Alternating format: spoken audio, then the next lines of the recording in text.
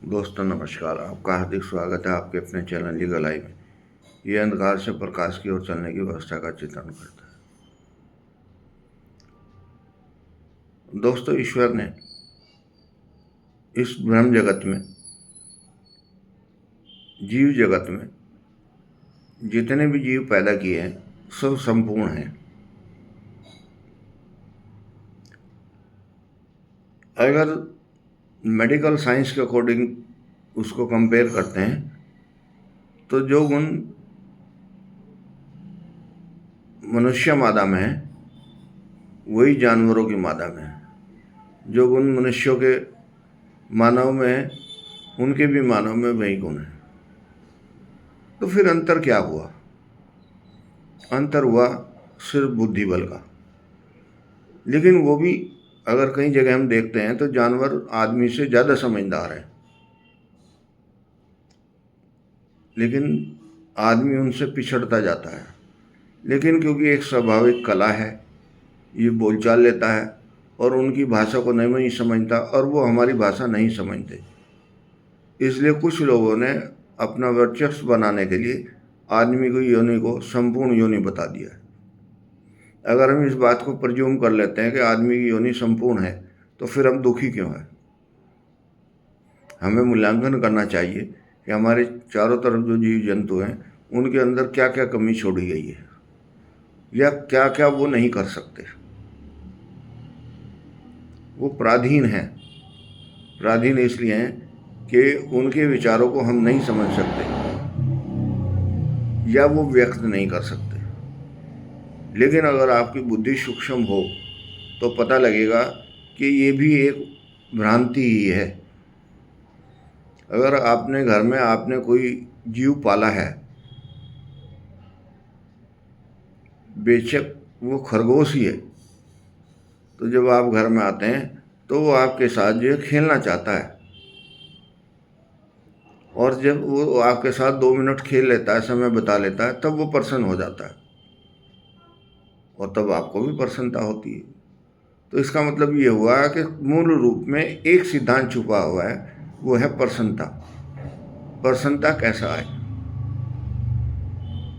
आदमी अपने को ये समझता है कि मैं उलझा हुआ हूँ, सांसारिक मामलों में भी, आर्थिक मामलों में भी, शारीरिक मामलों में भी उलझा हुआ हूँ, तो मुझे प्रसन्नता कहाँ से आई? लेकिन हमें ये विचार कर लेना चाहिए कि जब हमारी आँख खुलती है सुबह, सिर्फ हम छोटा सा विचार करें कि ईश्वर तेरा कोटि कोटि धन्यवाद, आज का दिन तो मनुष्य योनि में दे ही दिया, क्योंकि ये सर्वश्रेष्ठ योनि मानी जाती है। और इतना करके अगर उसको 1-2 मिनट बार बार रिपीट किया जाए तो उसके मन में प्रसन्नता पैदा हो जाएगी, क्योंकि उसको जो भी जीव दिखाई देंगे अपने चारों तरफ वो पराधीन हैं, किसी न किसी चीज़ के सहारे टिके हुए हैं, उनकी स्वतंत्रता नहीं है। हम उनको पतंत मानते हैं, उनको नीच कोटि का मानते हैं। चलो, अगर हमने ये मान भी लिया तो फिर हमें उच्च कोटि का होने का क्या फ़ायदा हुआ जो हमें प्रसन्नता नहीं मिल पाई? और अगर बार बार हम ये धन्यवाद दें कि ईश्वर आपका धन्यवाद, आपने आज फिर मानव योनि दे दी, कोटि कोटि नमन, और प्रसन्नता पैदा करें, तो कुछ समय बाद आपको धीरे धीरे धीरे अंदर ग्लोरी पैदा होनी शुरू हो जाएगी। और ये ग्लोरी ही आपको अपने और साथियों से, अपने परिवार के और मेंबरों से, मनुष्य जाति के दूसरे मनुष्य से अलग कर देगी।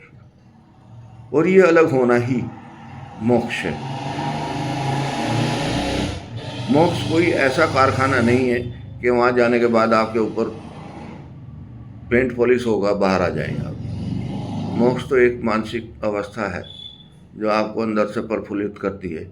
किसी भी आदमी के आने के बाद अगर आपके मन में खुशी होती है तो ईश्वर का विशेष धन्यवाद करो, क्योंकि उसने उस आदमी को आपको खुश होने के लिए तो भेजा आपके पास। उसकी मर्जी थी कि किसी जीव को आपके पास मिलने के लिए भेज दिया, अदरवाइज किसी को कोई फुर्सत नहीं है। कोई किसी को देख के खुश नहीं होना चाहता, क्योंकि हमारे अंदर जो जानवर वृत्ति बस बनी हुई है वो फिल्टर करने के लिए हमें बुद्धि दी है, और बुद्धि का हम इस्तेमाल नहीं करते। और जब जब हम बुद्धि का इस्तेमाल करेंगे तब तक हमारी जानवर वृत्ति ख़त्म हो जाएगी, हम इंसानियत की तरफ बढ़ेंगे। और इंसानियत का मतलब ये है प्रेम। और प्रेम जिसको हो जाता है, किसी भी जीव से हो जाता है, वो मुक्त हो जाता है। और उस मुक्ति के लिए आपको बहुत छोटे छोटे से साधन दिए हैं, निरंतर करते रहिए। जैसे हर बार आप चाय पीते हैं तो उस कप को साफ करते हैं, ये इंतजार नहीं करते कि दूसरी बार भी चाय इसी में पीऊँगा, तीसरी बार भी इसी में पीऊँगा। हर बार उसकी सफाई करते हैं। तो इसलिए हर बार ईश्वर का धन्यवाद दें, प्रार्थना करें, मंत्र जाप करें, क्षण क्षण के लिए ध्यान करें, 1 मिनट के लिए करें, 2 मिनट के लिए सरेंडर कर दें, और देखें जीवन में कैसा विकास आता है। नमस्कार।